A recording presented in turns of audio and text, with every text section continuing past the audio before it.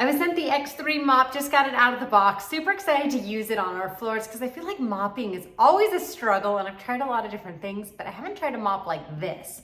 So when it arrives to you, there's 2 buttons here on the side. You're gonna push that, that's gonna pop off the lid, and then inside you get all these accessories. So we'll put the mop together, and then you also get these additional mop pads.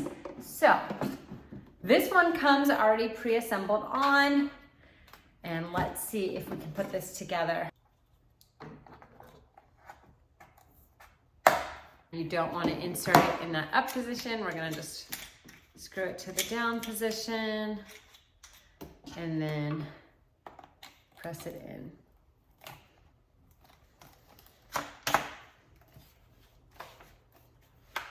Okay, got the mop set, and then I went and put water and some solution in that side.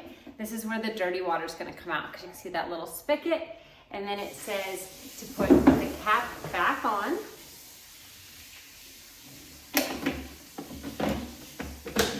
Then you're going to take this white dial, and it says to turn it for 1 second to let water enter. So here we go. And that's it. This has a great handle, so you can carry it around. It's not too heavy even when it's full. And then we're gonna go ahead and start. So I have flattened this. Pretty easy to do that. And spin it that way. And then you're gonna dip it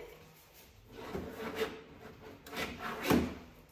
The first time it may only be halfway saturated, and that's okay. There it is.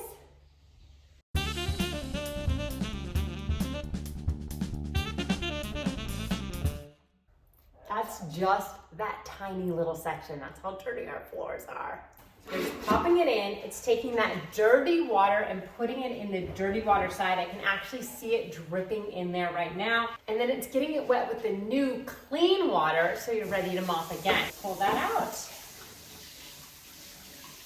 Wow, this system works amazing. Back to clean, at least off that bottom part.